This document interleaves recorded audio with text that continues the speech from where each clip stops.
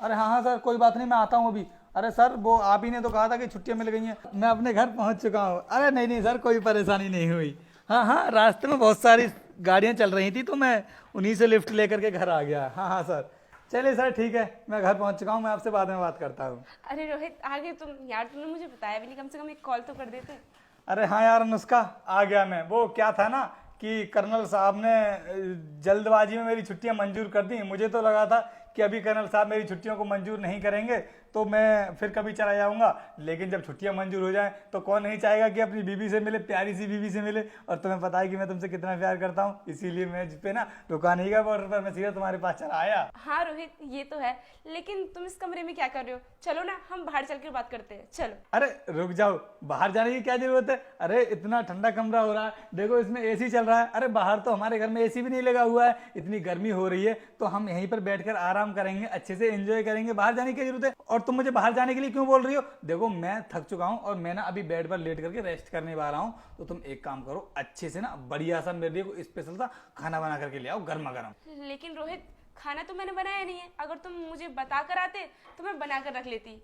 अरे अगर तुमने खाना नहीं बनाया है तो इसमें कौन सी बड़ी बात हो गई? और वैसे भी ना तुम्हें तो पता है कि मुझे खाना बनाना कितना अच्छा लगता है, क्योंकि तुम नहीं जानती हो कि जब मैं फौज में नहीं था ना, फौज की नौकरी मेरी ज्वाइन नहीं हुई थी, तो उस टाइम पे जब मैं पढ़ाई करता था तो मैं हॉस्टल में नहीं रहता था, मैं अपने कमरे पे रहता था, और कमरे पे ना मैं अपने हाथों से खाना बनाता था बढ़िया से, बहुत स्पेशल सब्जी बनाया करता था। मेरे सारे दोस्त कहते थे कि भाई रोहित तू ना बहुत अच्छी सब्जी बनाता है, इसीलिए आज मैं तुम्हारा हाथ बटाऊंगा और हम मिल करके बढ़िया से स्पेशल सा खाना बनाएंगे और साथ में बैठ करके खाएंगे। लेकिन हाँ, खाना बनाने में ना बहुत टाइम लग जाएगा, तो खाना हम बाद में बना लेंगे। पहले ना हम यहाँ पर बैठ करके बातें कर लेते हैं। यार इतनी दिनों के बाद बॉर्डर से मैं घर आया हूँ, तो क्या तुमसे दो चार बातें नहीं कर सकता हूँ? नहीं रोहित, बातें तो हम बाद में कर लेंगे, और तुम इतनी धूप में आए हो, थक गए होगे, जाकर पहले फ्रेश हो लो, उसके बाद हम बातें कर लेंगे आराम से।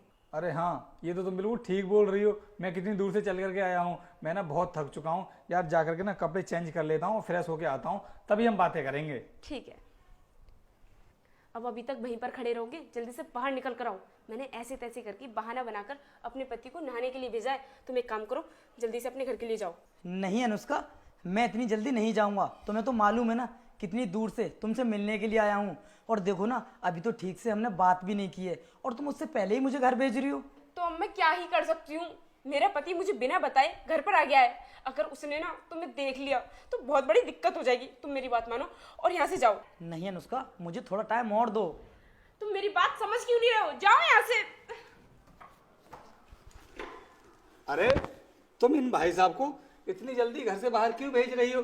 देखो बेचारे इतनी दूर से आए हैं चल करके, और तुम बोल रही हो कि ये अपने घर चले जाएं।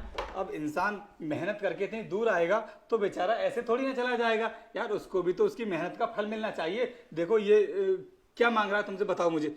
अरे रोहित, ये तो वाटर कूलर वाला है, पानी देने के लिए आया था यहाँ पर, लेकिन तुमने इसे रोक क्यों लिया? जाने दो इसे, लेट हो रहा होगा बेचारा। जा भैया तू।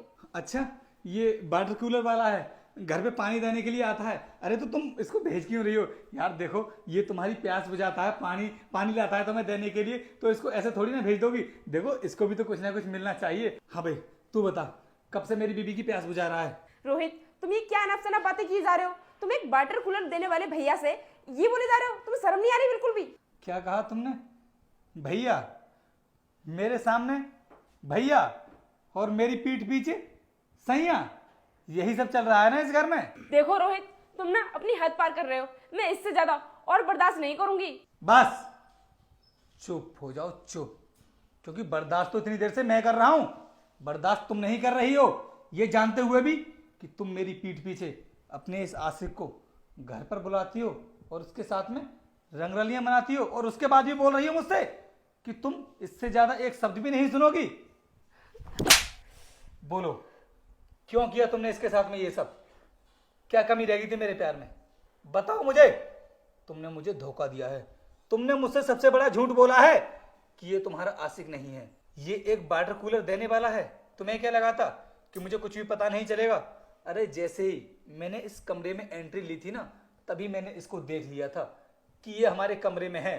वो तो मैं अनदेखा होने का ना नाटक कर रहा था, जिससे कि तुमको लगे कि मैंने अपनी आंखों से कुछ देखा ही नहीं है। मैं तो अंधा हूं, मुझे अपनी आंखों से कहां दिखाई देता है?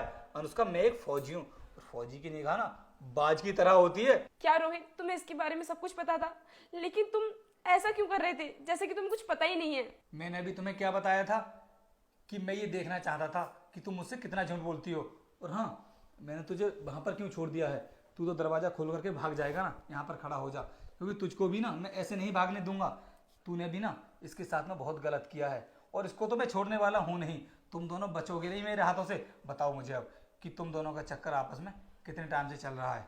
रोहित, ज़्यादा दिनों से नहीं, बस 3 महीने हुए हैं और ये ज़्यादा दूर का भी नहीं है, हमारे पड़ोस का ही है। और जब मैं हर रोज़ पार्क में घूमने के लिए जाती थी तब ये भी उसी पार्क में घूमने के लिए आता था और तभी से हम दोनों में प्यार हो गया।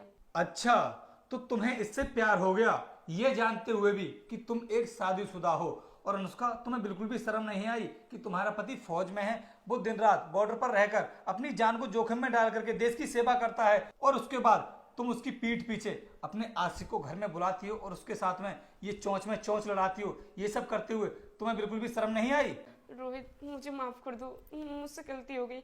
और ये तुम चोंच में चोंच भिड़ाने की बात कर रहे हो ना, हमारे बीच ऐसा कुछ भी नहीं हुआ है। साहब, मुझे आपने क्यों रोक लिया है? इसमें मेरी कोई भी गलती नहीं है, प्लीज मुझे जाने दो, चलता हूँ अनुष्का मैं। अच्छा, तो अभी भी उससे बोल रहा है कि अनुष्का मैं चला जाऊं? तेरे सामने यहाँ पर मैं खड़ा हुआ हूँ, तुझे मेरा बिल्कुल भी डर नहीं है। देख, मैं अभी इसको ना पुलिस के हवाले करने के लिए जा रहा हूँ, और जब तक मैं इस घर में आऊँ ना तब तक तू मुझे दिख मत जाना, निकल जाना मेरे इस घर से। चल तू मेरे साथ। तो ये तो पुलिस के पास लेकर चलता हूँ मैं।